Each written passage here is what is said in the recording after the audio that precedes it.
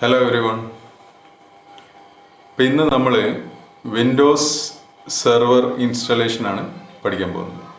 അപ്പോൾ ഓൾറെഡി നമ്മൾ ഡിസ്കസ് ചെയ്തു നെറ്റ്വർക്ക് ഓപ്പറേറ്റിംഗ് സിസ്റ്റംസ്. അപ്പോൾ നെറ്റ്വർക്ക് ഓപ്പറേറ്റിംഗ് സിസ്റ്റംസ് ഏതൊക്കെയാണ്, ഏതൊക്കെ ടൈപ്സ് ആണ് എന്നുള്ള കാര്യങ്ങളൊക്കെ നമ്മൾ ഡിസ്കസ് ചെയ്തു. അപ്പോൾ അതിൽ നെറ്റ്വർക്ക് ഓപ്പറേറ്റിംഗ് സിസ്റ്റം ഏതൊക്കെ ടൈപ്സ് ഉണ്ട്. അപ്പോൾ അതിൽ പിന്നെ പിയർ ടു പിയർ നെറ്റ്വർക്ക് ഉണ്ട്, അതുപോലെ തന്നെ വേറൊരു ടൈപ്പ് ക്ലയൻറ്റ് സെർവർ മോഡലാണ്. അപ്പോൾ ഈ പിയർ ടു പിയർ നെറ്റ്വർക്കിൽ അതിൻ്റെ കേസിൽ പിന്നെ ഓരോ സിസ്റ്റം, ആ നെറ്റ്വർക്കിലുള്ള ഓരോ സിസ്റ്റത്തിനും ഒരു പ്രത്യേക പ്രിവിലേജ് ഇല്ല അല്ലേ. നേരെ മറിച്ച് ക്ലയൻറ്റ് സെർവർ ആണെങ്കിൽ അവിടെ ഒരു സെർവർ ക്ലയൻറ്റ് എന്നുള്ള ഒരു കൺസെപ്റ്റ് ഉണ്ട്. അപ്പോൾ ഇവിടെ നമ്മളിപ്പോൾ ഈ പിന്നെ ഒരു പിയർ ടു പിയർ നെറ്റ്വർക്ക് ആണെങ്കിൽ അവിടെ നമ്മൾ സാധാരണ ഒരു ബേസിക് നെറ്റ്വർക്ക് നീഡ്സിനുള്ള പിന്നെ OS, അതായത് ഇപ്പോൾ നമ്മൾ സാധാരണ യൂസ് ചെയ്യുന്ന മൈക്രോസോഫ്റ്റ് വിൻഡോസ് 8, വിൻഡോസ് 7 അതൊക്കെ എന്ന് പറഞ്ഞാൽ നെറ്റ്വർക്ക് ഫീച്ചേഴ്സും അതിലുണ്ട് അല്ലേ. അതായത് ബേസിക് ആയിട്ടുള്ള കാര്യങ്ങൾ ചെയ്യാനുള്ള അല്ല ബേസിക് നെറ്റ്വർക്ക് നീഡ്സിന് ആവശ്യമായിട്ടുള്ള ടൂൾസും കാര്യങ്ങളൊക്കെ സർവീസസ് അതിലുണ്ട്. നേരെ മറിച്ച് വലിയൊരു നെറ്റ്വർക്ക് ഒക്കെ ആകുന്ന സമയത്ത് ഒരു ക്ലയൻറ്റ് സെർവർ മോഡലൊക്കെ ആണെങ്കിൽ അതിനെന്ത് വേണം, ഒരു നെറ്റ്വർക്ക് ഓപ്പറേറ്റിംഗ് സിസ്റ്റം തന്നെ വേണം അല്ലേ. നമ്മൾ വിൻഡോസ്, നമ്മൾ എക്സാമ്പിൾസ് ഒക്കെ കഴിഞ്ഞ ക്ലാസ്സിൽ പറഞ്ഞതാണ്. വിൻഡോസ് XP, വിൻഡോസ് 8, വിൻഡോസ് 7 അതൊക്കെ എന്ന് പറഞ്ഞാൽ എന്താണ്, ക്ലയൻറ്റ് സോഫ്റ്റ്വെയർസ് ആണ് അല്ലേ, അല്ലെങ്കിൽ ക്ലയൻറ്റ് സിസ്റ്റംസിൽ യൂസ് ചെയ്യുന്ന സോഫ്റ്റ്വെയർസ് ആണ്. നേരെ മറിച്ച് സെർവർ സിസ്റ്റംസിൽ, അതായത് സെർവർ സിസ്റ്റംസിൽ യൂസ് ചെയ്യുന്ന OSകൾ വേറെ തന്നെ ഉണ്ട്. അപ്പോൾ നമ്മൾ മൈക്രോസോഫ്റ്റിൻ്റെ നമ്മൾ ഡിസ്കസ് ചെയ്താണ് അല്ലേ. മൈക്രോസോഫ്റ്റിൻ്റെ സെർവർ OSകൾ കുറേ ഉണ്ട്. അതായത് Windows NT, Windows 2000, Windows 2000 server 2012, 2019 വരെയുള്ള പിന്നെ കുറേ വേർഷൻസ് നമ്മൾ ഡിസ്കസ് ചെയ്തതാണ്. അപ്പോൾ ഈ ഇപ്പോൾ പറഞ്ഞിരിക്കുന്ന സെർവർ വേർഷൻസൊക്കെ എന്താണ്, നമ്മൾ സെർവർ സിസ്റ്റം യൂസ് ചെയ്യണമെങ്കിൽ ആ സെർവർ ഓപ്പറേറ്റിംഗ് സിസ്റ്റം വേണം. എന്താണെന്ന് വെച്ചാൽ ഈ സെർവർ പിന്നെ ഓപ്പറേറ്റിംഗ് സിസ്റ്റത്തിൽ എന്താണ്, ഒരു നെറ്റ്വർക്കിന് വേണ്ട അല്ലെങ്കിൽ ഒരു സെർവർ ആയിട്ട് ഒരു സിസ്റ്റം വർക്ക് ചെയ്യുന്ന സമയത്ത് അതിന് വേണ്ട സർവീസസും ടൂൾസും കാര്യങ്ങളൊക്കെ ഉള്ള സോഫ്റ്റ്വെയർ ആയിരിക്കണം അല്ലേ. നമ്മൾ ക്ലയൻറ്റിന് വേണ്ടിയിട്ട് ഉണ്ടാക്കുന്ന അല്ലെങ്കിൽ വർക്ക് സ്റ്റേഷന് വേണ്ടി ഉണ്ടാക്കുന്ന സോഫ്റ്റ്വെയർസ് എന്ന് പറഞ്ഞാൽ നമ്മൾ സാധാരണ ഹോം യൂസിനും ചെറിയ ഓഫീസ് നീഡ്സിനൊക്കെ യൂസ് ചെയ്യുന്നതെന്ന് പറഞ്ഞാൽ നമ്മൾ സാധാരണ ഉപയോഗിക്കുന്ന സോഫ്റ്റ്വെയർസ് ആണ്. പക്ഷേ സെർവറിന് എന്താണ്, അതിൻ്റേതായിട്ടുള്ള സോഫ്റ്റ്വെയർസ് ഉണ്ടെങ്കിലേ എന്ത് ചെയ്യാൻ പറ്റുള്ളൂ, അതിൻ്റെ കാര്യങ്ങൾ അല്ലെങ്കിൽ അതിൻ്റെ കുറേ പിന്നെ ടൂൾസും അതുപോലെ തന്നെ സർവീസസ് ഒക്കെ വേണമെന്നുണ്ടെങ്കിൽ ആ സെർവർ സോഫ്റ്റ്വെയർ തന്നെ യൂസ് ചെയ്യണം. അപ്പോൾ അതിലെ ഒരു വേർഷനാണ് വിൻഡോസ് സെർവറിൻ്റെ സെർവർ OSൻ്റെ ഒരു വേർഷനാണ് ഈ വിൻഡോസ് സെർവർ 2012 എന്ന് പറയുന്നത്. അപ്പോൾ അതാണ് നമ്മൾ ഇന്നിവിടെ ഇൻസ്റ്റാൾ ചെയ്യാൻ വേണ്ടിയിട്ട് പോകുന്നത്. അപ്പോൾ നമുക്ക് നോക്കാം. വിൻഡോസ് സെർവർ ഓപ്പറേറ്റിംഗ് സിസ്റ്റം കഴിഞ്ഞ ക്ലാസ്സിൽ പറഞ്ഞതാണ്. അത് ഏതൊക്കെയായിരുന്നു, മൈക്രോസോഫ്റ്റ് വിൻഡോസ് NT, വിൻഡോസ് 2000, പിന്നെ വിൻഡോസ് സെർവർ 2003, 2008, 2012, 2016, പിന്നെ ലേറ്റസ്റ്റ് 19. ഇപ്പോൾ നമ്മൾ ആൻഡ്രോയിഡ്, നിങ്ങൾ ഫോണിലൊക്കെ ഉപയോഗിക്കാറുണ്ട് അല്ലേ. ആൻഡ്രോയിഡ് ഫോണിലൊക്കെ അപ്ഡേറ്റ്സ് ഇങ്ങനെ വരും അല്ലേ. പല വേർഷൻസ് ഇങ്ങനെ പുതിയ പുതിയ വരും, ഫെസിലിറ്റീസും അതുപോലെ തന്നെ ഫീച്ചേഴ്സൊക്കെ കൂടുതലായിട്ട് പുതിയ പുതിയ വേർഷൻസ് ഇറങ്ങും. അതേ രീതിയിൽ ഇതിൽ ഇറങ്ങിയിട്ടുള്ള പുതിയ ഫീച്ചേഴ്സും കാര്യങ്ങളും പുതിയ പുതിയ വേർഷൻസ് ആണ് ഇവിടെ ലിസ്റ്റ് ചെയ്തിരിക്കുന്നത്. അപ്പോൾ നമ്മൾ വിൻഡോസ് സെർവർ 2012 ആണ് ഇവിടെ ഇൻസ്റ്റാൾ ചെയ്യാൻ വേണ്ടി പോകുന്നത്. അപ്പോൾ Windows server 2012 R2 is the successor to Windows server 2012 Microsoft enterprise server operating system. അപ്പോൾ ഇങ്ങനെ വലിയ വലിയ പിന്നെ ഓർഗനൈസേഷന് വേണ്ടി യൂസ് ചെയ്യുന്ന ഈ സെർവർ സോഫ്റ്റ്വെയർസ്, അപ്പോൾ അതിൻ്റെ വേർഷനിൽ 2012 ഇറങ്ങിയതിന് ശേഷം ഇറങ്ങിയിട്ടുള്ള ഒരു പിന്നെ ശരിക്കും പറഞ്ഞാൽ 2000 വേർഷൻ തന്നെയാണ്. അപ്പോൾ അതിൻ്റെ ചില പാച്ചുകളും അതേപോലെ തന്നെ അഡീഷണൽ ആയിട്ട് എന്തെങ്കിലും കാര്യങ്ങളൊക്കെ ഉൾപ്പെടുത്തിയിട്ട് ചില സമയത്ത് എന്ത് ചെയ്യും, സെയിം വേർഷനെ വീണ്ടും റിലീസ് ചെയ്യും.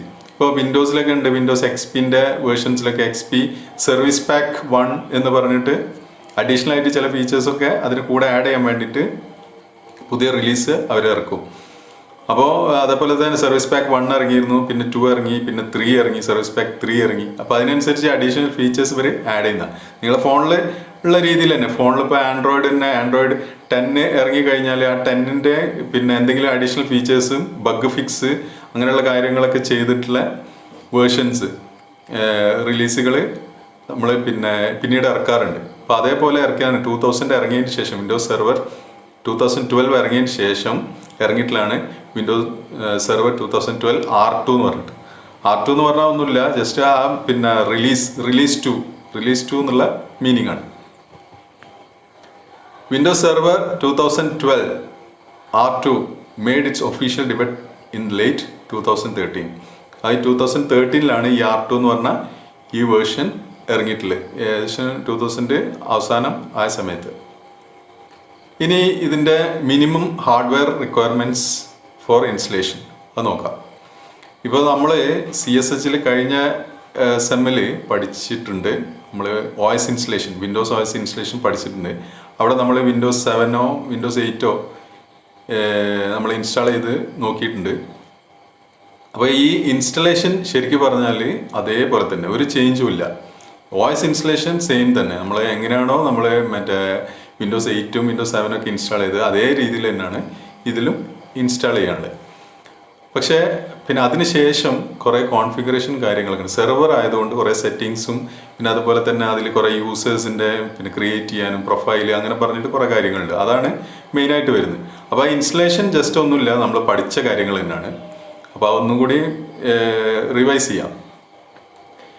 ഇപ്പോൾ മിനിമം ഹാർഡ്വെയർ റിക്വയർമെൻറ്റ്സ്, ഇൻസ്റ്റലേഷന് വേണ്ടിയിട്ടുള്ള മിനിമം ഹാർഡ്വെയർ റിക്വയർമെൻറ്റ്സ് ആണ് ഇപ്പോൾ ഇവിടെ കാണിച്ചിരിക്കുന്നത്. ഒന്ന് പ്രൊസസ്സർ മിനിമം 1.4 GHz പ്രൊസസ്സർ ആയിരിക്കണം, 64 ബിറ്റ് ആയിരിക്കണം.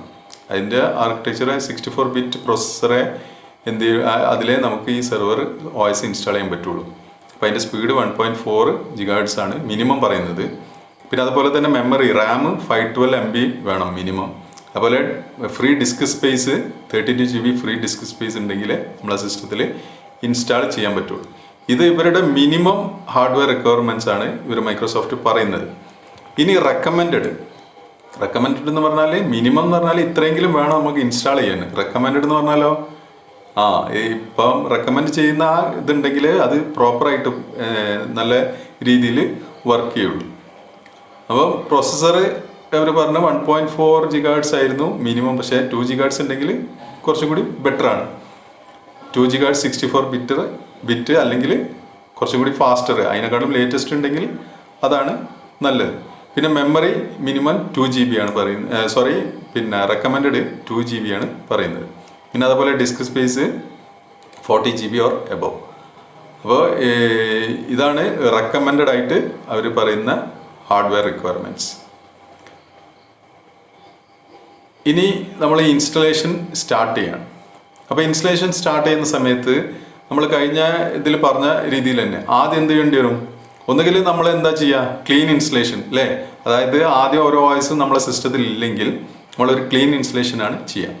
അപ്പം നമ്മൾ ഹാർഡ് ഡിസ്കിൽ ആദ്യം തന്നെ ഒരു വോയിസ് ഉണ്ടാവില്ല, അത് നമ്മൾ ഫോർമാറ്റ് ചെയ്തിട്ട് ഫോർമാറ്റിംഗ് ഒക്കെ നമ്മൾ പഠിച്ചതാണ്. അപ്പോൾ ആ രീതിയിൽ ആ കാര്യങ്ങളൊക്കെ ചെയ്തിട്ടാണ് നമ്മൾ എന്ത് ചെയ്യുക, വോയിസ് അതിലേക്ക് ഇൻസ്റ്റാൾ ചെയ്യുക.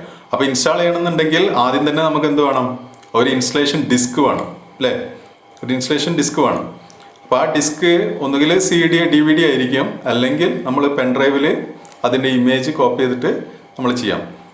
അപ്പോൾ നമ്മൾ ആ കഴിഞ്ഞ തവണ നമ്മൾ ചെയ്തിട്ടുണ്ട് അല്ലേ, പെൻഡ്രൈവ് ഇൻസേർട്ട് ചെയ്തിട്ട് ആ പെൻഡ്രൈവിൽ നിന്ന് എന്ത് ചെയ്യും, നമ്മളെ കമ്പ്യൂട്ടറിനെ ബൂട്ട് ചെയ്യും അല്ലേ.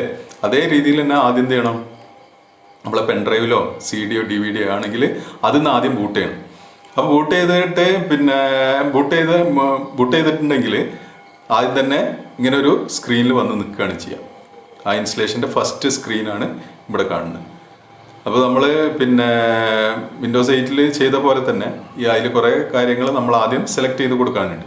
അപ്പോൾ ഇവിടെ നോക്കിക്കഴിഞ്ഞാൽ ലാംഗ്വേജ് ടു ഇൻസ്റ്റാൾ ആണ്. അപ്പോൾ ഡിഫോൾട്ടായിട്ട് വന്നിട്ടുണ്ട് ഇംഗ്ലീഷ്, യുണൈറ്റഡ് സ്റ്റേറ്റ്സ്, അതൊന്നും ചെയ്യേണ്ട ആവശ്യമില്ല. പിന്നെ ടൈം, കറൻസി ഫോർമാറ്റ് അതൊക്കെ ഇംഗ്ലീഷ്, നമുക്ക് വേണമെങ്കിൽ ഇന്ത്യ കൊടുക്കാം. പിന്നെ അതേപോലെ തന്നെ പറഞ്ഞിരിക്കുന്നത് കീബോർഡ് ഇൻപുട്ട് മെത്തേഡ്, അതൊക്കെ ഇതിപ്പോൾ പറഞ്ഞ പോലെ തന്നെ സെറ്റിങ്സ് ഓരോന്നും ഏതാണെന്ന് വെച്ചാൽ അത് സെലക്ട് ചെയ്തിട്ട് കൊടുക്കുകയാണ് വേണ്ടത്. Enter your language and other preferences, അതാണ് ഇവിടെ കൊടുക്കേണ്ടത്. അപ്പോൾ അത് കൊടുത്തിട്ട് നമ്മൾ നെക്സ്റ്റ് അടിക്കുക. നെക്സ്റ്റ് അടിച്ചു കഴിഞ്ഞാൽ ഈ ഒരു വിൻഡോ ആണ് വരിക. അപ്പോൾ അതിൽ നോക്കി കഴിഞ്ഞാൽ ഇൻസ്റ്റാൾ നൗ ബട്ടൺ ഉണ്ട്. പിന്നെ അതുപോലെ ലെഫ്റ്റ് സൈഡിൽ താഴെയായിട്ട് റിപ്പയർ യുവർ സിസ്റ്റം എന്ന് പറഞ്ഞിട്ട് കാണാൻ പറ്റും. അപ്പോൾ റിപ്പയർ യുവർ സിസ്റ്റം എന്ന് പറഞ്ഞാൽ ആ ഓപ്ഷൻ എന്തിനു വേണ്ടിയിട്ടാണ്? അഥവാ നമ്മളെ സിസ്റ്റം ക്രാഷ് ആവുകയാണ്, വർക്ക് ചെയ്യുന്നില്ല, എന്തെങ്കിലും പ്രോബ്ലം ഉണ്ടെങ്കിൽ നമ്മൾ ഇതേപോലെ ഈ CD ഇട്ടിട്ട് വീണ്ടും പിന്നെ ബൂട്ട് ചെയ്യുന്ന സമയത്ത് ഉപയോഗിക്കാൻ വേണ്ടിയിട്ടാണ് ആ repair your system. Already install ചെയ്ത സിസ്റ്റത്തിന് എന്തെങ്കിലും പ്രോബ്ലം ഉണ്ടെങ്കിൽ ആ റിപ്പയർ യുവർ സിസ്റ്റം കൊടുത്തിട്ട് യുവർ കമ്പ്യൂട്ടർ കൊടുത്തിട്ട് എന്ത് ചെയ്യാം, നമുക്ക് എന്തെങ്കിലും റിപ്പയർ ചെയ്യാൻ പറ്റുമെങ്കിൽ റിപ്പയർ ചെയ്തിട്ട് യൂസ് ചെയ്യാം. ഇനി അതല്ല ഫ്രഷ് ഇൻസ്റ്റാൾ ചെയ്യുകയാണെങ്കിൽ നമ്മൾ എന്താ കൊടുക്കുക? ഇൻസ്റ്റാൾ നൗ ബട്ടൺ ക്ലിക്ക് ചെയ്യാണ് വേണ്ടത്. ഇപ്പോൾ നെക്സ്റ്റ് ഇങ്ങനെ ഒരു വിൻഡോ വരും. അപ്പോൾ ഇതിൽ കാണിച്ചിരിക്കുന്നത് 4 വേർഷൻസ് ഇതിൽ പറയുന്നുണ്ട്. അപ്പോൾ ഒന്ന് വിൻഡോസ് സെർവർ 2002 R2, പിന്നെ അതിൽ ഡാറ്റാ സെൻറ്ററും ഉണ്ട്, സ്റ്റാൻഡേർഡും ഉണ്ട്. അപ്പോൾ സ്റ്റാൻഡേർഡ് വേർഷനും ഉണ്ട്, അതുപോലെ തന്നെ ഡാറ്റാ സെൻറ്റർ എന്ന് പറയുന്ന ഒരു എഡിഷനും ഉണ്ട്. പിന്നെ അതുപോലെ തന്നെ അതിൽ തന്നെ 2 ഉണ്ട്. സ്റ്റാൻഡേർഡിൽ സെർവർ കോർ ഇൻസ്റ്റലേഷനും പിന്നൊന്ന് സെർവർ വിത്ത് GUI. അപ്പോൾ അങ്ങനെ 4 ഓപ്ഷൻസ് ആണ് ഇതിലുള്ളത്. അപ്പോൾ ഇതിൽ നമ്മൾ ഏത് സെലക്ട് ചെയ്യണം എന്നാണ്. അപ്പോൾ ഇതിൽ സ്റ്റാൻഡേർഡ് എന്ന് പറഞ്ഞു കഴിഞ്ഞാൽ സാധാരണ നമുക്ക് വേണ്ട പിന്നെ മിനിമം അല്ലെങ്കിൽ നമുക്ക് ആവശ്യമുള്ള ഒരു സെർവറിന് വേണ്ട ആവശ്യമുള്ള ടൂൾസും കാര്യങ്ങളൊക്കെ വെച്ചിട്ടുള്ള ഒരു ഇൻസ്റ്റലേഷൻ ആയിരിക്കും അത് ചെയ്യാം ഈ സ്റ്റാൻഡേർഡിൽ. അപ്പോൾ സ്റ്റാൻഡേർഡ് തന്നെ 2 ടൈപ്പ് ഉണ്ട്. ഒന്ന് സെർവർ കോർ ഇൻസ്റ്റലേഷനും പിന്നൊന്ന് സെർവർ വിത്ത് GUI. എന്താണ് ഈ GUI എന്ന് പറഞ്ഞാൽ? നമ്മൾ പറഞ്ഞിട്ടുണ്ട്, ഗ്രാഫിക്കൽ യൂസർ ഇൻ്റർഫേസ് അല്ലേ. അപ്പോൾ സെർവർ കമ്പ്യൂട്ടർ ആകുന്ന സമയത്ത് ഇപ്പോൾ നമ്മൾ സാധാരണ യൂസ് ചെയ്യുന്ന പിന്നെ ഡെസ്ക്ടോപ്പ് നമ്മളിപ്പോൾ സാധാരണ വിൻഡോസ് 8ഉം വിൻഡോസ് 10 ഒക്കെ യൂസ് ചെയ്യുന്നതാണ് അല്ലേ. അപ്പോൾ അവിടെ ഗ്രാഫിക്കൽ ഒരു യൂസർ ഇൻ്റർഫേസ് ഉണ്ട് അല്ലേ, നല്ല രീതിയിലുള്ള ഒരു യൂസർ ഇൻ്റർഫേസ് ഉണ്ട്. വളരെ പിന്നെ ഭംഗിയുള്ള നമുക്ക് യൂസേഴ്സിനെ കൂടുതൽ അട്രാക്ട് ചെയ്യുന്ന രീതിയിലുള്ളൊരു യൂസർ ഇൻ്റർഫേസ് ഉണ്ട്. പക്ഷെ സെർവറിൻ്റെ കേസിൽ അങ്ങനെ ഒരു യൂസർ ഇൻ്റർഫേസിന് ആവശ്യമില്ല അല്ലേ. കാരണം എന്താ, സെർവർ അവിടെ ഡെഡിക്കേറ്റഡ് ആയിട്ട് കിടക്കാൻ ചെയ്യുക അല്ലേ. അതിലേക്ക് കണക്ട് ചെയ്യുന്ന വർക്ക് സ്റ്റേഷനാണ്, അതിലാണ് നമ്മൾ യൂസേഴ്സ് വർക്ക് ചെയ്യുന്നത്. അപ്പോൾ ഒരു യൂസർ ഇൻ്റർഫേസിൻ്റെ ആ ഒരു പിന്നെ ആവശ്യം ശരിക്കും പറഞ്ഞാൽ നല്ല രീതിയിലുള്ളൊരു ഗ്രാഫിക്കൽ ഇൻ്റർഫേസ് അവിടെ നിർബന്ധമില്ല. അതുകൊണ്ടാണ് ഈ 2 ഓപ്ഷന്, ഒന്ന് ഗ്രാഫിക്കൽ യൂസർ ഇൻ്റർഫേസ് ഉള്ളതും ഒന്നില്ലാത്തതും. അപ്പോൾ ഇല്ലാത്തതെന്ന് പറഞ്ഞാൽ നമ്മൾ സാധാരണ കമാൻഡ് ലൈൻ ഇല്ലേ, നമ്മൾ പിന്നെ ഡോസിൽ വർക്ക് ചെയ്യുന്നത്, ഇപ്പോൾ നിങ്ങൾ DBMS ഒക്കെ ചെയ്തിട്ടില്ലേ, അതേപോലെ തന്നെ ഇപ്പോൾ നമ്മൾ പിന്നെ ഇപ്പോൾ നെറ്റ്വർക്ക് ചെയ്യുന്ന സമയത്ത് കുറേ കമാൻഡ്സ്, യൂട്ടിലിറ്റീസ് കമാൻഡ്സ്, ട്രേസ് റൂട്ടൊക്കെ ചെയ്തില്ലേ. അപ്പോൾ അതൊക്കെ നമ്മൾ കമാൻഡ് പ്രോംപ്റ്റിലാണ് ചെയ്ത്. അപ്പോൾ അതേപോലുള്ളൊരു കമാൻഡ് പ്രോംപ്റ്റാണ് ഉണ്ടായിരിക്കുക. അപ്പോൾ ആ കമാൻഡ് പ്രോംപ്റ്റിൽ കമാൻഡ് യൂസ് ചെയ്തിട്ട് ആവശ്യമുള്ള എന്തൊക്കെയാണ് ചെയ്യാനുള്ളത് അത് അഡ്മിനിസ്ട്രേറ്റർ കമാൻഡ് യൂസ് ചെയ്തിട്ട് ചെയ്യും. അപ്പോൾ അവിടെ ഒരു യൂസർ ഇൻ്റർഫേസ് ഉണ്ടായിരിക്കില്ല, ഗ്രാഫിക്കൽ യൂസർ ഇൻ്റർഫേസ് ഉണ്ടായിരിക്കില്ല. അപ്പോൾ അങ്ങനെയുള്ള ഓപ്ഷൻ മതിയെങ്കിൽ ആദ്യത്തെ ഓപ്ഷൻ എടുക്കുക. ഗ്രാഫിക്കൽ യൂസർ ഇൻ്റർഫേസ് വേണമെങ്കിൽ 2ാമത്തെ ഓപ്ഷൻ എടുക്കുക. പിന്നെ ഈ ഡാറ്റാ സെൻറ്റർ എന്ന് പറഞ്ഞു കഴിഞ്ഞാൽ ഈ പിന്നെ കൂടുതൽ യൂസേഴ്സ് വരുന്ന സ്ഥലങ്ങളിൽ നമ്മൾ ഈ ഡാറ്റാ സെൻറ്റർ, അതായത് വലിയ കപ്പാസിറ്റി ഉള്ള സെർവർ ആണെങ്കിൽ അത് നമ്മൾ ഡാറ്റാ സെൻറ്റർ സെലക്ട് ചെയ്യണം. അപ്പോൾ അതിലും അത് പറഞ്ഞ പോലെ 2 ഓപ്ഷൻസ് ആണ് കൊടുത്തത്. ഇപ്പം നമുക്ക് ഏറ്റവും ബെറ്റർ ആയിട്ട് വരുന്ന ഏതാണെന്ന് വെച്ചാൽ ഈ 2ാമത്തെ ഓപ്ഷനാണ്. ഇപ്പോൾ 2ാമത്തെ ഓപ്ഷനിൽ ഗ്രാഫിക്കൽ യൂസർ ഇൻ്റർഫേസുമാണ് സ്റ്റാൻഡേർഡും ആയിട്ടുള്ള ആ ഓപ്ഷൻ സെലക്ട് ചെയ്യാം. എന്നിട്ട് നെക്സ്റ്റ് കൊടുക്കുക.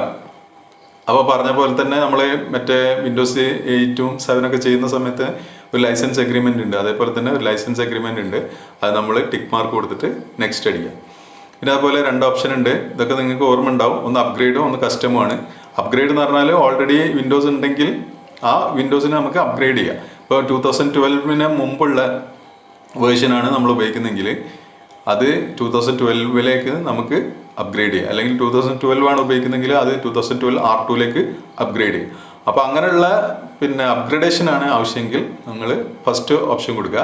അല്ലെങ്കിൽ ക്ലീൻ ഇൻസ്റ്റലേഷനാണ് ഫസ്റ്റ്, ഒന്നുമില്ല ഫ്രഷ് ആയിട്ട് നമുക്ക് ഇൻസ്റ്റാൾ ചെയ്യുകയാണെങ്കിൽ കസ്റ്റം എന്ന് പറയുന്ന ഈ ഓപ്ഷനാണ് സെലക്ട് ചെയ്യുന്നത്. പിന്നെ അതിന് ശേഷം ഡിസ്ക് പാർട്ടീഷനിങ് ആണ്. ഇപ്പം ബ്ലാങ്ക് ഡിസ്ക് ആണെങ്കിൽ അതെന്ത് ചെയ്യുക, നമ്മൾ ഒരു പാർട്ടീഷൻ ക്രിയേറ്റ് ചെയ്യുക. ആ പാർട്ടീഷനിങ്ങും ഫോർമാറ്റിങ്ങും കാര്യങ്ങളൊക്കെ നമ്മൾ പഠിച്ചതാണ്. അപ്പോൾ അതിനെപ്പറ്റി കൂടുതൽ പറയേണ്ട ആവശ്യം ഇല്ല എന്നാണ് തോന്നുന്നത്. അപ്പോൾ ഇതൊരു 40 GB പിന്നെ സ്പേസാണ് ഈ ഒരു ഹാർഡ് ഡിസ്കിലുള്ളത്. ഞാനൊരു പാർട്ടീഷൻ ക്രിയേറ്റ് ചെയ്തു. അപ്പോൾ ആ ഒരു പാർട്ടീഷൻ ക്രിയേറ്റ് ചെയ്യുന്ന സമയത്ത് ഒരു സിസ്റ്റം റിസർവ്ഡ് എന്ന് പറഞ്ഞിട്ട് ഒരു ചെറിയൊരു പാർട്ടീഷൻ അല്ലേ 30 സംതിങ് ഉള്ള ഒരു പാർട്ടീഷൻ ഇതിൽ ക്രിയേറ്റ് ചെയ്യും. അതെന്തിനാണെന്നുള്ള കാര്യങ്ങളൊക്കെ നമ്മൾ പറഞ്ഞതാണ് മുമ്പ്. കാരണം സിസ്റ്റം ഫയൽസ് കോപ്പി ചെയ്യാൻ വേണ്ടിയിട്ടാണ് ആ സിസ്റ്റം റിസർവ്ഡ് പാർട്ടീഷൻ യൂസ് ചെയ്യുന്നത്. അത് നമ്മൾ എന്ത് ചെയ്യില്ല, നമുക്ക് കാണാനും പറ്റില്ല, അതേപോലെ തന്നെ നമുക്ക് യൂസ് ചെയ്യാൻ പറ്റില്ല, യൂസർക്ക് യൂസ് ചെയ്യാൻ പറ്റില്ല. അത് OS തന്നെ ക്രിയേറ്റ് ചെയ്യുന്നത്. അപ്പോൾ ഒരു പാർട്ടീഷൻ നമ്മൾ ക്രിയേറ്റ് ചെയ്യുന്ന സമയത്ത്, പ്രൈമറി പാർട്ടീഷനായിട്ട് ക്രിയേറ്റ് ചെയ്യുന്ന സമയത്ത് തന്നെ സിസ്റ്റം തന്നെ എന്ത് ചെയ്യും, ആ ഒരു ചെറിയ പാർട്ടീഷൻ ക്രിയേറ്റ് ചെയ്യും. അതിനുശേഷം നമ്മൾ എന്ത് ചെയ്യുക, ആ ക്രിയേറ്റ് ചെയ്ത പാർട്ടീഷൻ സെലക്ട് ചെയ്തിട്ട് എന്ത് കൊടുക്കുക, നെക്സ്റ്റ് കൊടുക്കുക. അപ്പോൾ നെക്സ്റ്റ് കൊടുത്തു കഴിഞ്ഞാൽ ഇൻസ്റ്റലേഷൻ സ്റ്റാർട്ട് ചെയ്യും. അപ്പോൾ അതിൻ്റെ സ്റ്റെപ്സ് ഓരോന്ന് പറയേണ്ട. ആദ്യം തന്നെ വിൻഡോസ് വിൻഡോസ് ഫയൽസ് കോപ്പി ചെയ്യും. പിന്നെ എന്ത് ചെയ്യും, ഫയൽസ് റെഡി ഫോർ ഇൻസ്റ്റലേഷൻ, അത് പിന്നെ കംപ്രസ്ഡ് ഫോമിലായിരിക്കും, അതെന്ത് ചെയ്യും, എക്സ്ട്രാക്ട് ചെയ്യും.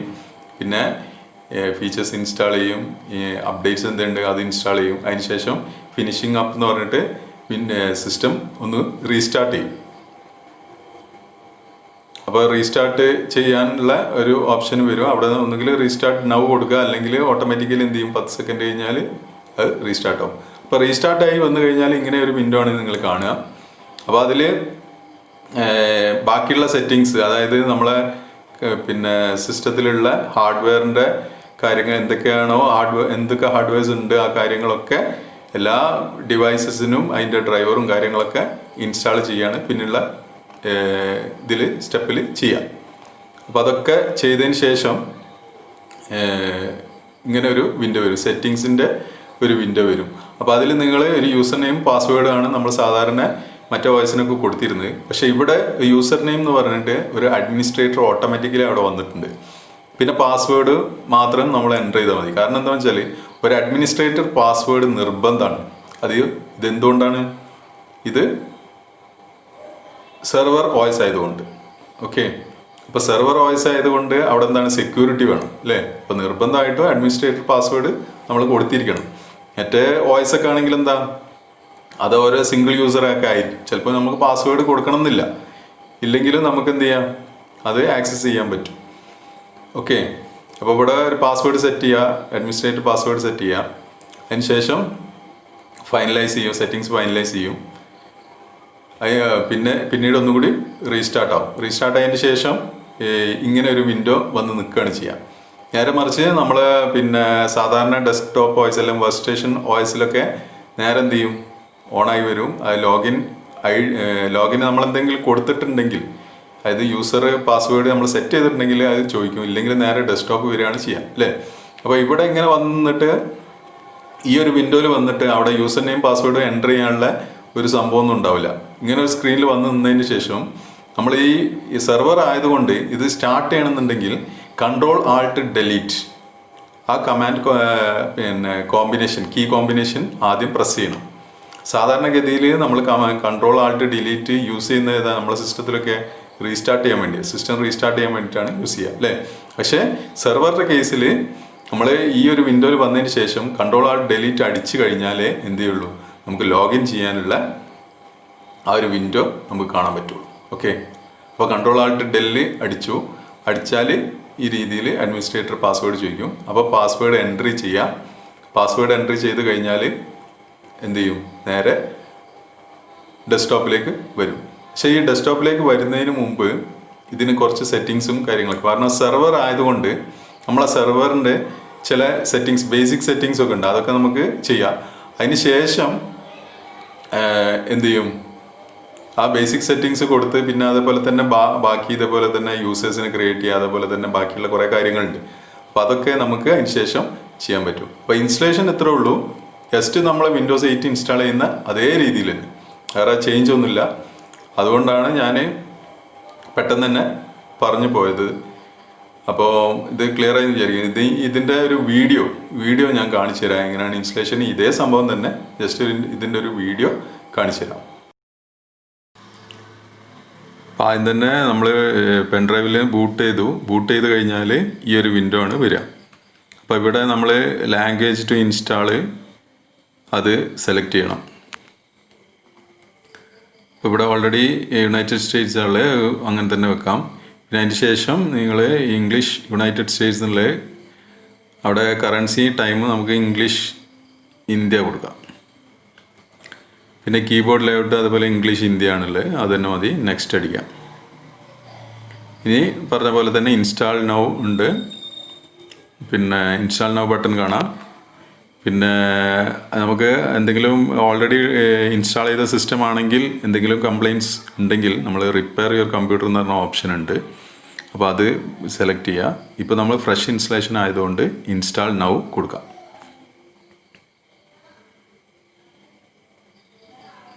ഇപ്പോൾ പറഞ്ഞ പോലെ തന്നെ 4 ഓപ്ഷൻസ് വന്നിട്ടുണ്ട്.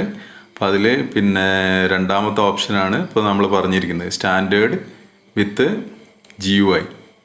അപ്പോൾ ആ രണ്ടാമത്തെ ഓപ്ഷന് സെലക്ട് ചെയ്യാം.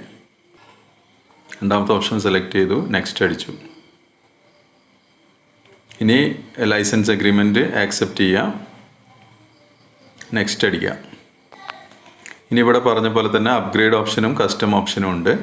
അപ്പോൾ അതിൽ നമ്മളിപ്പോൾ ഫ്രഷ് ഇൻസ്റ്റലേഷൻ ആയതുകൊണ്ട് നമുക്ക് കസ്റ്റം ഇൻസ്റ്റാൾ ഓപ്ഷൻ കൊടുക്കാം. ഇനി പാർട്ടീഷൻ ചെയ്യാനാണ്. ഇപ്പോൾ നമ്മൾ ആ ഒരു പിന്നെ ഡിസ്ക് ഇപ്പോൾ 40 GB അവിടെ ഒരു പാർട്ടീഷൻ പുതുതായിട്ട് ക്രിയേറ്റ് ചെയ്യാം. അതിലാണ് നമ്മൾ ഇൻസ്റ്റാൾ ചെയ്യാൻ പോകുന്നത്. അപ്പോൾ ഈ അൺഅലോക്കേറ്റഡ് സ്പേസ് എന്ന് പറഞ്ഞിട്ടാണ് ഇതിൽ 40 GB കാണിക്കുന്നത്. അപ്പോൾ ഒന്നുമില്ല, പാർട്ടീഷൻ ഇല്ല. അപ്പോൾ ഞാൻ പാർട്ടീഷൻ ക്രിയേറ്റ് ചെയ്യാൻ വേണ്ടി പോവാണ്. അപ്പോൾ ന്യൂ അടിക്കാം. അപ്പോൾ ന്യൂ അടിച്ചിട്ട് അതിൻ്റെ ഫുൾ ഞാൻ പാർട്ടീഷന് വേണ്ടി കൊടുക്കുകയാണ്. അപ്ലൈ കൊടുത്തു, ഓക്കെ അടിച്ചു. ഇപ്പോൾ ഒരു പാർട്ടീഷൻ നമ്മൾ ക്രിയേറ്റ് ചെയ്തു. അപ്പോൾ ഒരു പാർട്ടീഷൻ ക്രിയേറ്റ് ചെയ്തു. പക്ഷേ അതിൽ എന്താണ് സിസ്റ്റം റിസർവ്ഡ് എന്ന് പറഞ്ഞിട്ട് അതിലൊരു പിന്നെ ചെറിയൊരു പാർട്ടീഷൻ, അത് സിസ്റ്റം പാർട്ടീഷൻ ഓൾറെഡി ഉണ്ടായിട്ടുണ്ട്. അപ്പോൾ രണ്ടാമത്തെ നമ്മൾ ആ ഒരു പ്രൈമറി പാർട്ടീഷൻ നമ്മളിപ്പോൾ ക്രിയേറ്റ് ചെയ്ത് ആ സെലക്ട് ചെയ്തിട്ട് നെക്സ്റ്റ് കൊടുക്കുക. ഇനി ഇൻസ്റ്റാളിങ് വിൻഡോസ് എന്ന് പറഞ്ഞിട്ട് ആ വിൻഡോസ് ഫയൽസൊക്കെ ആദ്യം കോപ്പി ചെയ്യും റാമിലേക്ക്. അതിന് ശേഷം കംപ്രസ്ഡ് ഫയൽസൊക്കെ എക്സ്ട്രാക്ട് ചെയ്യും.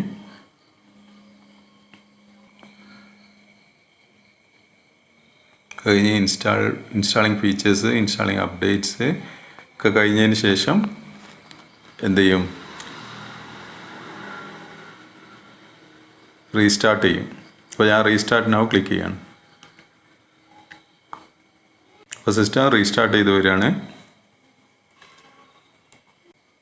അപ്പോൾ ആ സെറ്റിങ്സൊക്കെ പിന്നെ ചെയ്തതിന് ശേഷം ഈ ഒരു വിൻഡോയിൽ വരും. അപ്പോൾ ഇവിടെ നമ്മൾ എന്ത് ചെയ്യുക, നേരത്തെ പറഞ്ഞ പോലെ തന്നെ അഡ്മിനിസ്ട്രേറ്റർ യൂസർ ഉണ്ട്, അവിടെ ഒരു പാസ്വേഡ് സെറ്റ് ചെയ്ത് കൊടുക്കുക. അപ്പോൾ ഡിഫോൾട്ടായിട്ടുള്ള ഒരു യൂസർ ഓട്ടോമാറ്റിക്കലി ഇത് ക്രിയേറ്റ് ചെയ്യും അഡ്മിനിസ്ട്രേറ്റർ. അപ്പോൾ പാസ്വേഡ് സെറ്റ് ചെയ്തു, റീ എൻറ്റർ ചെയ്തു, ഫിനിഷ് അടിക്കുക. ഫൈനലൈസിങ് യുവർ സെറ്റിങ്സ് എന്ന് പറഞ്ഞിട്ട് കാണാം. ബാക്കിയുള്ള സെറ്റിങ്സ് എന്തൊക്കെയാണോ ചെയ്യാനുള്ള അതൊക്കെ ഓട്ടോമാറ്റിക്കലി ചെയ്യും. അപ്പോൾ അതിന് കുറച്ച് സമയം എടുക്കും.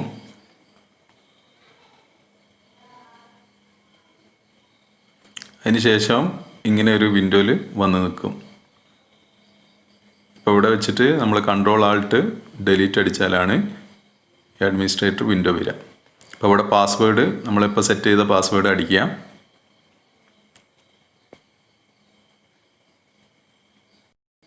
ഇപ്പോൾ സെർവർ മാനേജർ ഡാഷ്ബോർഡ് എന്ന് പറഞ്ഞിട്ട് ബേസിക് സെറ്റിങ്സ് ഒക്കെ സെറ്റ് ചെയ്യാനുള്ള ഈ ഒരു വിൻഡോയിലേക്കാണ് വരിക. അപ്പോൾ ഇവിടെ ലോക്കൽ സെർവർ എന്ന് കാണാം. അപ്പോൾ അതിൽ ക്ലിക്ക് ചെയ്ത് കഴിഞ്ഞാൽ ഇതിൻ്റെ കുറച്ച് സെറ്റിങ്സും കാര്യങ്ങളൊക്കെ ഇവിടെ കാണാൻ പറ്റും. ഇപ്പോൾ കമ്പ്യൂട്ടർ നെയിം, പിന്നെ അതുപോലെ വർക്ക് ഗ്രൂപ്പ്, വിൻഡോസ് ഫയർ വാൾ. അപ്പോൾ അവിടെ കമ്പ്യൂട്ടർ പിന്നെ നെയിമിൽ ഡിഫോൾട്ട് നെയിം വന്നിട്ടുണ്ടാവും. പിന്നെ റിമോട്ട് മാനേജ്മെൻറ്റ്, റിമോട്ട് ഡെസ്ക്ടോപ്പ് എന്ന് പറഞ്ഞ കുറേ സെറ്റിങ്സ് കാണാം. അപ്പോൾ നമ്മൾ ആദ്യം ഇതിൽ കമ്പ്യൂട്ടർ നെയിം ക്ലിക്ക് ചെയ്യുക. അപ്പോൾ അവിടെ ചേഞ്ച് അടിച്ചു കഴിഞ്ഞാൽ ഈ കമ്പ്യൂട്ടറിൻ്റെ പേര് നമുക്കിവിടെ മാറ്റി കൊടുക്കാൻ പറ്റും. ഇപ്പോൾ ഞാനിവിടെ വിൻഡോസ് 2K12R2 ഇങ്ങനെ ഒരു പേര് കൊടുത്തു. ഇനി member of domain, member of work group ഏതാണെന്ന് വെച്ചാൽ ആ വർക്ക് ഗ്രൂപ്പ് അങ്ങനെ തന്നെ വെച്ചിട്ടുണ്ട്. ഇനി അതെന്ത് ചെയ്യണം, റീസ്റ്റാർട്ട് ചെയ്താലേ ഇപ്പോൾ ചേഞ്ചസ് വരുത്തിയ ആ ചേഞ്ച് അപ്ലൈ ആവുള്ളൂ. അപ്പോൾ അതിന് വേണ്ടി സിസ്റ്റം ഒന്ന് റീസ്റ്റാർട്ട് ചെയ്യണം. ഇപ്പോൾ റീസ്റ്റാർട്ട് നൗ കൊടുത്തു.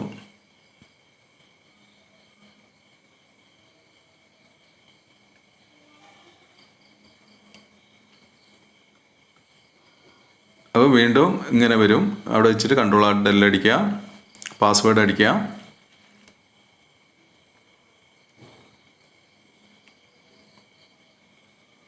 ഇപ്പോൾ സെർവർ മാനേജർ ഓപ്പൺ ആയിട്ട് വരും. അപ്പോൾ അവിടെ നമ്മൾ നേരത്തെ അടിച്ച ലോക്കൽ സെർവറിൽ ക്ലിക്ക് ചെയ്ത് കഴിഞ്ഞാൽ ആ കമ്പ്യൂട്ടർ നെയിം നോക്കി കഴിഞ്ഞാൽ നമുക്ക് കാണാം അവിടെ വർക്ക് ഗ്രൂപ്പും കമ്പ്യൂട്ടറിൻ്റെ പേരും മാറിയിട്ടുണ്ട്.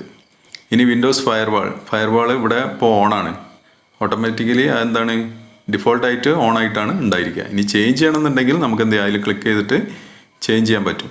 അപ്പോൾ ഒരു നെറ്റ്വർക്ക് അല്ലെങ്കിൽ പിന്നെ സെർവറൊക്കെ ആകുന്ന സമയത്ത് എന്താണ് ഫയർവാൾ ഓണായി കിടക്കുന്നതാണ് നല്ലത്. ഫയർവാൾ ഓഫ് ആക്കേണ്ട ആവശ്യമില്ല. അപ്പോൾ ഇനി വേണമെന്നുണ്ടെങ്കിൽ നമുക്ക് എന്ത് ചെയ്യാം, ചേഞ്ചസ് വരുത്താൻ പറ്റും. എങ്ങനെയാണെന്ന് നോക്കാം. ഇപ്പോൾ ഇവിടെ കാണാൻ നിങ്ങൾക്ക് പ്രൈവറ്റ് നെറ്റ്വർക്ക് അതുപോലെ ഗസ്റ്റ് ഓർ പബ്ലിക് നെറ്റ്വർക്ക്, അപ്പോൾ രണ്ടിലും ടേൺ ഓഫ് കൊടുക്കാൻ പറ്റും. അപ്പോൾ അതിൽ ക്ലിക്ക് ചെയ്ത് കഴിഞ്ഞാൽ രണ്ടും ടേൺ ഓഫ്, പ്രൈവറ്റ് നെറ്റ്വർക്കിനും അതുപോലെ പബ്ലിക് നെറ്റ്വർക്കിനും ഞാൻ ടേൺ ഓഫ് ചെയ്തു. അപ്പോൾ എന്തായി, ഫയർവാൾ ഇവിടെ ഓഫായി. അപ്പോൾ ഇവിടെ നോക്കിയാൽ ടേൺ ഓൺ തന്നെയാണ് കാണുന്നത്. അതെന്താണ്, റീഫ്രഷ് ചെയ്യായിട്ടാണ്, പഴയ സെറ്റിങ്സിലാണ് നിൽക്കുന്നത്. അപ്പോൾ അവിടെ ക്ലിക്ക് ചെയ്ത് റീഫ്രഷ് അടിച്ചു കഴിഞ്ഞാൽ അപ്പോൾ എന്തായി, ഓഫ് വന്നു. ഇനി റിമോട്ട് മാനേജ്മെൻറ്റ് കാണാം. അപ്പോൾ റിമോട്ട് മാനേജ്മെൻറ്റ് എനേബിൾഡ് ആണ്. റിമോട്ട് മാനേജ്മെൻറ്റ് പറഞ്ഞാൽ നമ്മളെ ഈ സെർവർ ദൂരെ വേറെ ഏതെങ്കിലും സിസ്റ്റത്തിൽ വെച്ചിട്ട് നമുക്ക് എന്ത് ചെയ്യാം, മാനേജ് ചെയ്യാം, വേണോ വേണ്ട എന്നുള്ളതാണ്. ഇപ്പോൾ എനേബിൾ ചെയ്ത് കഴിഞ്ഞാൽ നമുക്ക് എന്ത് ചെയ്യാം, വേറെ സിസ്റ്റത്തിൽ നിന്ന് നമുക്ക് ചെയ്യാൻ പറ്റും. ഇനി അതുപോലെ തന്നെ റിമോട്ട് ഡെസ്ക്ടോപ്പ് അത് ഡിസേബിൾഡ് ആയിട്ടാണ് കിടക്കുന്നത്. അപ്പോൾ അത് വേണമെങ്കിൽ നമുക്ക് പിന്നെ എന്ത് ചെയ്യാം, എനേബിൾ ചെയ്യാം. എന്താ റിമോട്ട് ഡെസ്ക്ടോപ്പ് എന്ന് പറഞ്ഞാൽ, റിമോട്ട് ഡെസ്ക്ടോപ്പിൽ ഇപ്പോൾ ഞാൻ റിഫ്രഷ് ചെയ്തു, എനേബിൾ ചെയ്തു. ഇപ്പോൾ റിമോട്ട് ഡെസ്ക്ടോപ്പ് എന്ന് പറഞ്ഞാൽ എന്താ, നമുക്ക് വേറൊരു സിസ്റ്റത്തിൽ വെച്ച് നമ്മളെ ഡെസ്ക്ടോപ്പ് ആക്സസ് ചെയ്യാൻ പറ്റും. അപ്പോൾ അതിനുള്ള സെറ്റിങ്സ് ആണ്. പിന്നെ അതുപോലെ ഈതർനെറ്റിൻ്റെ സെറ്റിങ്സ് ഉണ്ട്. അപ്പോൾ അതിൽ പ്രോപ്പർട്ടീസ് എടുത്തു കഴിഞ്ഞാൽ നമുക്ക് കാണാൻ പറ്റും. ഇപ്പോൾ IPv6 അല്ല, നമ്മൾ 4 ആണ് യൂസ് ചെയ്യുന്നത്. അപ്പോൾ 4 എടുത്തിട്ട് അതിൻ്റെ പ്രോപ്പർട്ടീസിൽ ക്ലിക്ക് ചെയ്ത് കഴിഞ്ഞാൽ അവിടെ ഇപ്പോൾ ഓട്ടോമാറ്റിക്കലി IP അസൈൻ ചെയ്യുന്ന അല്ലേ, ഏത് DHCP സെർവർ വെച്ചിട്ട് ഓട്ടോമാറ്റിക്കലി അസൈൻ ചെയ്യാനുള്ള ഓപ്ഷനാണ് കൊടുത്തിരിക്കുന്നത്. അത് അങ്ങനെ തന്നെ കൊടുക്കാം.